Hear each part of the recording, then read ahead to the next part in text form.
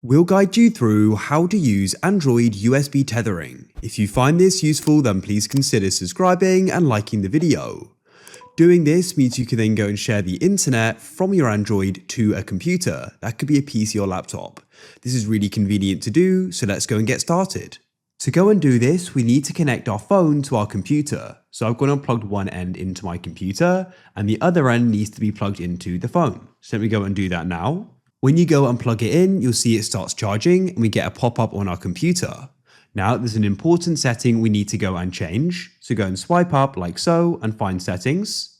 In settings, you need to go and find connections. Then come down connections and find mobile hotspot and tethering.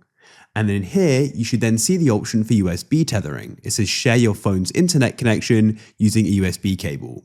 Switch it on, you may go and see that it disconnects and reconnects on your computer. Just be patient. You can now see my computer is connected and that's it. We're tethering using the USB cable.